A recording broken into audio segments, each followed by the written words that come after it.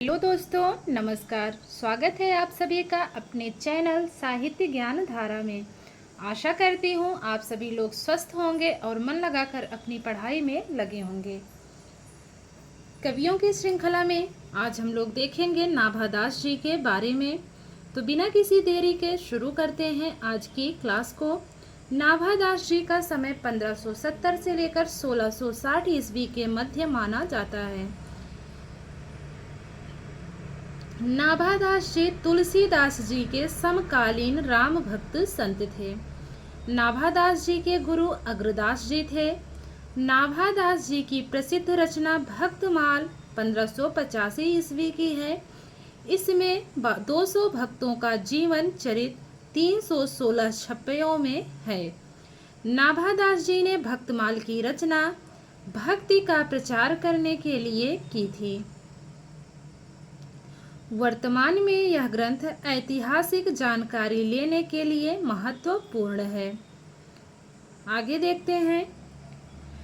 नाभादास जी की रचना भक्तमाल के पहले टीकाकार प्रियादास थे। तो इसको ध्यान रखेंगे, बहुत ही महत्वपूर्ण है। नाभादास जी की रचना भक्तमाल के पहले टीकाकार प्रियादास थे। प्रियादास ने इसकी टीका 1712 ईस्वी में लिखी थी। आगे देखते हैं। आगे है, नाभादास जी ने राम काव्य से संबंधित अष्टयाम की रचना की। डॉक्टर बच्चन सिंह के अनुसार भक्तमाल में 17 दोहे और 197 छप्पे हैं। तो ध्यान रखेंगे, ये डॉक्टर बच्चन सिंह के अनुसार माना गया है। आगे है, ग्रियर्सन ने एक जगह नाभादास का उपनाम नारायण दास लिखा है और आगे चलकर दोनों को अलग अलग बताया है। नाभादास का अष्टयाम 2 प्रकार का है, एक गद्य में और दूसरा पद्य में। बात करते हैं इनकी रचनाओं की। तो इनकी रचनाएं हैं भक्तमाल, अष्टयाम। बात करते हैं प्रसिद्ध पंक्तियों की। पहली पंक्ति है, कलि कुटिल जीवा विस्तार हित वाल्मीकि तुलसी भयो। कलि कुटिल जीवा विस्तार हित वाल्मीकि तुलसी भयो। तो यहाँ पे दिया है जीव विस्तार। तो जीव का विस्तार कहाँ तक होता है? धरती से लेकर कहाँ तक होता है? नभ तक होता है। तो ये पंक्ति किसकी होगी? नाभादास की होगी। इस प्रकार से इसको कनेक्ट करेंगे। अगली पंक्ति की बात करें। अगली पंक्ति है, कबीर काड़ी राखी नाही वर्ण आश्रम खड़ दर्शिनी। कबीर काड़ी राखी नहीं वर्ण आश्रम खड़ दर्शिनी। तो यहाँ पर कबीर आया है। तो ये मत सोचिएगा कि ये पंक्ति कबीर की है, नहीं तो गलत हो जाएगा। ये पंक्ति है नाभादास जी की। आगे देखते हैं, निरंकुश अति निडर रसिक जस रसना गायो। निरंकुश अति निडर रसिक जस रसना गायो। तो जो निरंकुश होता है उसके बारे में चर्चा कहाँ होती है? धरती से लेकर नभ तक होती है कि यह तो एकदम निरंकुश शासक है। इस प्रकार से कनेक्ट करेंगे। तो ये पंक्ति है नाभादास की।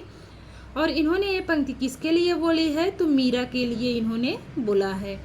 अब देख लेते हैं नाभादास जी से बनने वाले महत्वपूर्ण प्रश्नों के बारे में।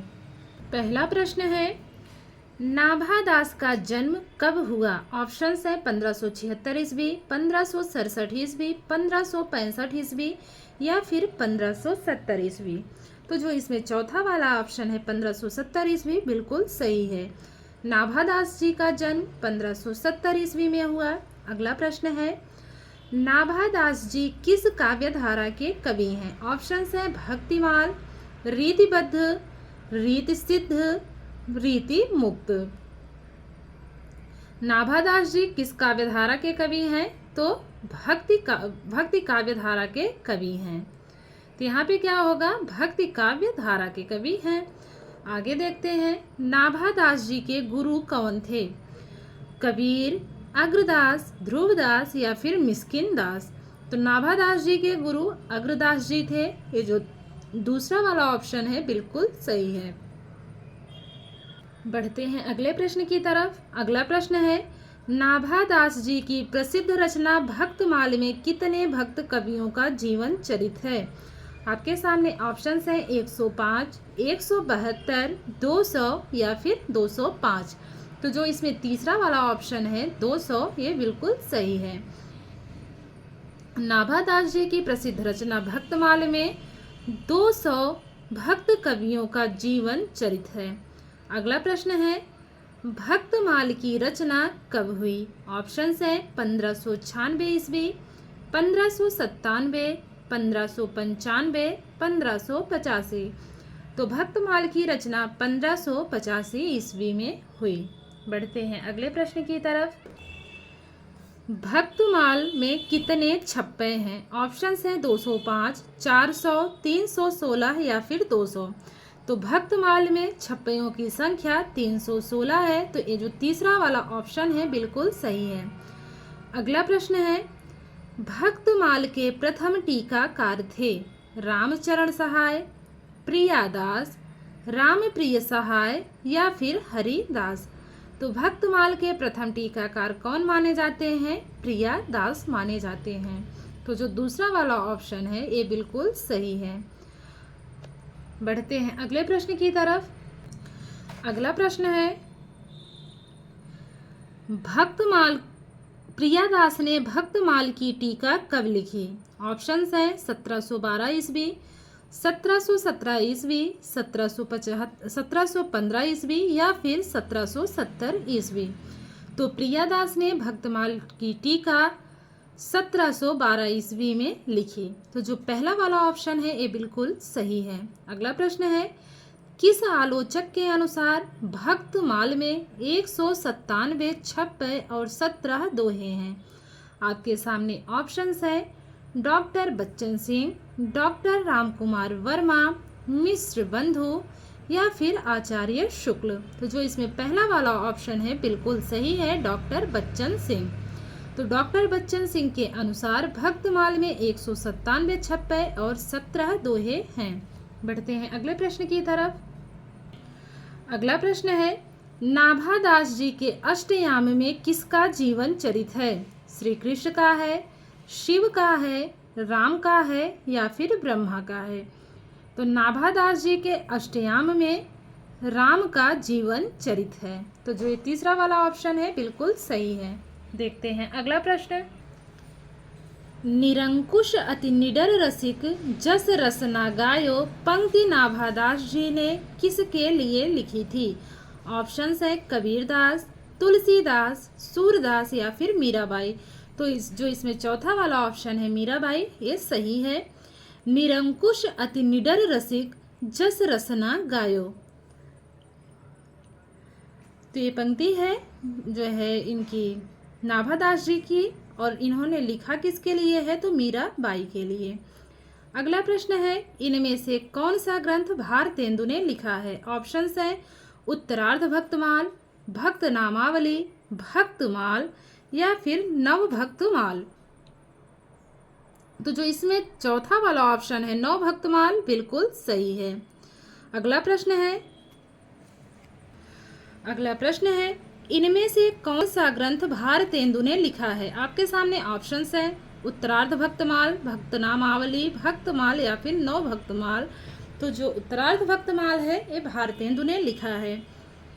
इनमें से कौन सा ग्रंथ ध्रुवदास ने लिखा है? ऑप्शंस है उत्तरार्ध भक्तमाल, भक्त नामावली, भक्तमाल, नव भक्तमाल।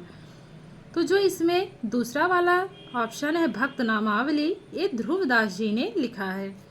बढ़ते हैं अगले प्रश्न की तरफ। इनमें से कौन सा ग्रंथ राधा कृष्णदास ने लिखा है? आपके सामने ऑप्शंस है उत्तरार्ध भक्तमाल, भक्त नामावली, भक्तमाल या फिर नव भक्तमाल। तो जो नव भक्तमाल है ये राधा कृष्णदास ने लिखा है। अगला प्रश्न है, नाभादास जी का निधन कब हुआ? तो नाभादास जी का निधन कब हुआ? ऑप्शन है 1655 ईस्वी, 1660 ईस्वी, 1670 ईस्वी या फिर 1680 ईस्वी। तो नाभादास जी का निधन 1660 ईस्वी में हुआ। तो जो उत्तरार्ध भक्तमाल है वो भारतेंदु ने लिखा है। भक्त नामावली भक्त नामावली ध्रुवदास ने लिखा है और नव भक्तमाल राधा कृष्ण दास ने लिखा है। तो इस बात का विशेष ध्यान रखेंगे।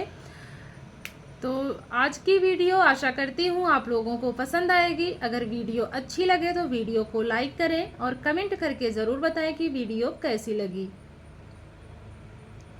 जिन लोगों ने चैनल को सब्सक्राइब नहीं किया है वो लोग चैनल को सब्सक्राइब कर लेंगे ताकि ऐसे ही वीडियोस हम आप लोगों तक पहुंचाते रहें। और आप लोग अगर जो है वीडियो अच्छी लगे तो अपने दोस्तों को भी इस चैनल से जोड़िए। मिलते हैं कवियों की श्रृंखला में एक और कवि के साथ कल। तब तक के लिए सभी को जय श्री कृष्णा, जय श्री सीताराम, नमस्कार।